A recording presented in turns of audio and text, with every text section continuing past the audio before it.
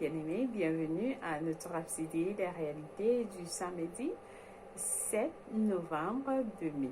Je suis votre sœur, la sœur Fabienne de Rion. Alors, j'espère que vous avez bien passé la semaine. C'est samedi et je vous souhaite un bon week-end. Vous êtes en famille, je vous invite à vous installer afin de suivre la parole de Dieu. Soyez nombreux et appelez les autres. Loué soit Dieu. Vous êtes bénis. Alors, notre titre du jour est intitulé « Découvrez Jésus et mettez un terme à ce que vous cherchez ».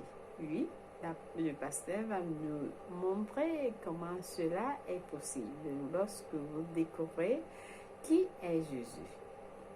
Alors, le pasteur prend ce passage de 1 Timothée 2, verset 5. Nous lisons notre verset ensemble. Car il y a un seul Dieu et un seul médiateur entre Dieu et les hommes. Jésus-Christ, homme, loué soit Dieu. Alors, le pasteur nous dit, l'homme ne connaît pas la réalité tant qu'il n'a pas découvert Jésus. Oui, tant que vous n'avez pas encore découvert qui est Jésus, vous ne pouvez pas connaître la réalité. Alors, le Fils du Dieu vivant, c'est-à-dire vous ne connaissez pas la réalité lorsque vous ne connaissez pas Jésus, le Fils du Dieu vivant. Alléluia. Alors, mais il nous pose la question qui est exactement Jésus, l'homme de Galilée. Alors, il nous a donné la description de qui est Jésus. Premièrement, il dit, il est la parole incarnée. Voici une vérité extraordinaire. Oui, c'est une vérité extraordinaire. Pensez-y, votre parole est l'expression de qui vous êtes. C'est l'expression de vos perspectives, opinions, pensées, émotions et idées. Et c'est comme ça que Jésus est. De la même manière, la parole de Dieu est la totalité des pensées, des idées, des opinions et de la volonté et des émotions de Dieu. Loué soit Dieu. Jean 1, verset 14 nous dit que la parole de Dieu a été personnifiée. La parole de Dieu a été personnifiée et le résultat, c'est cet homme Jésus. Oui, la parole de Dieu a été personnifiée. C'est-à-dire, Jésus-Christ est Dieu même dans la chair. Alléluia. Et la parole s'est faite chair et a habité parmi nous. Oui, Jésus-Christ était la parole qui a habité parmi nous et qui s'est faite chair et a habité parmi nous. Son rire, c'était Dieu qui riait. Son sourire était le sourire de Dieu. Lorsqu'il a étendu sa main, c'était Dieu qui étendait sa main. Lorsqu'il aimait, c'était l'expression de Dieu, c'était l'amour de Dieu manifesté. Tout ce qu'il a fait était l'expression de Dieu.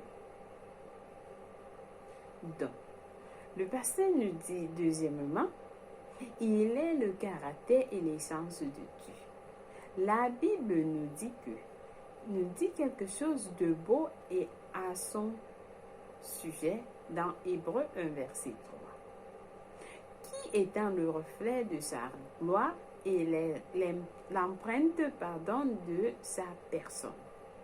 Oui, c'est-à-dire Jésus-Christ est la réflexion de la gloire de Dieu et l'empreinte de sa personne.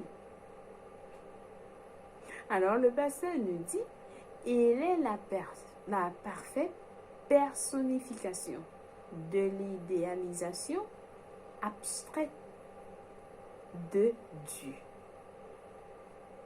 Oui, Jésus-Christ est la parfaite personnification de l'idéalisation abstraite de Dieu. Il est l'empreinte, il est sa coupe, il est tout ce que Dieu est.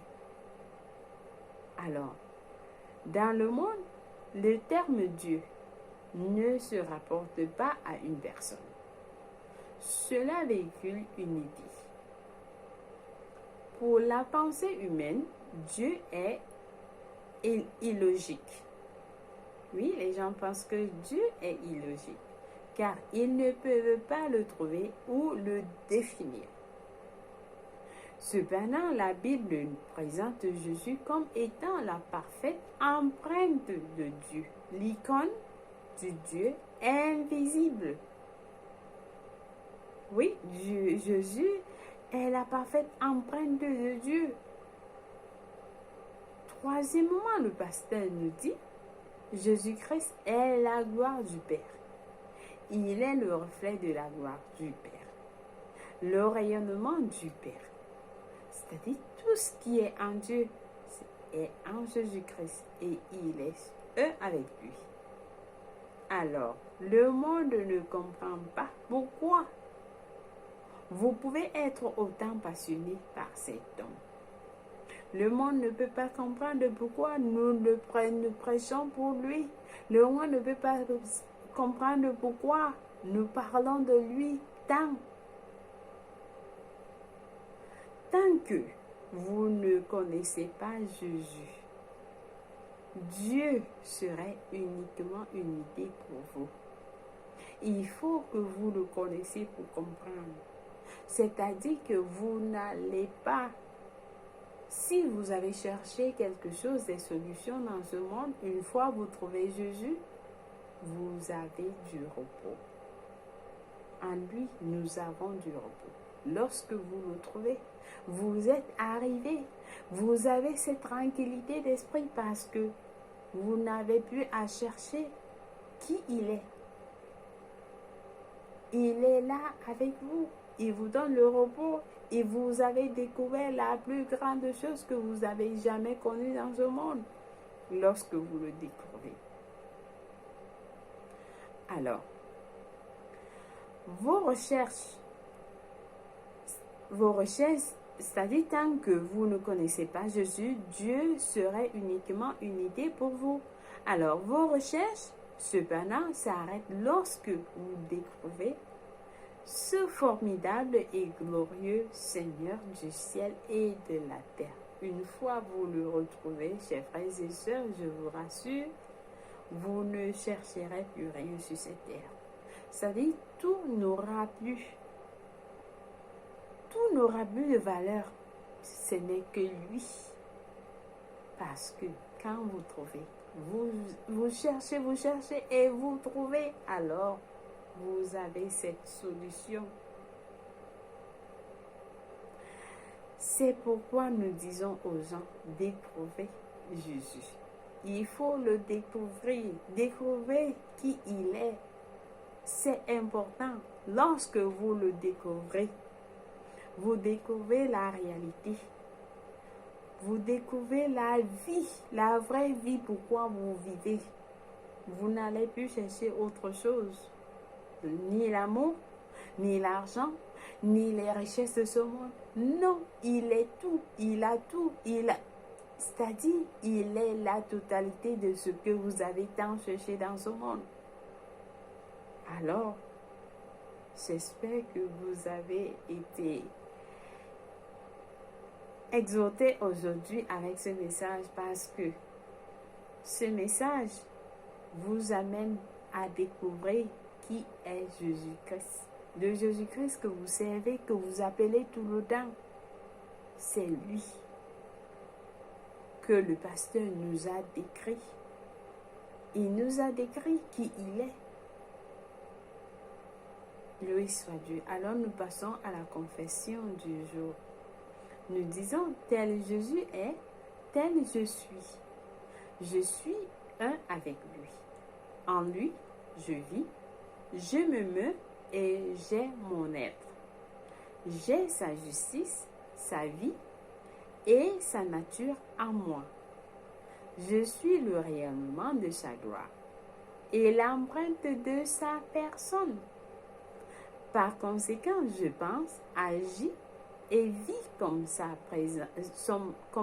représentation parfaite. Alléluia.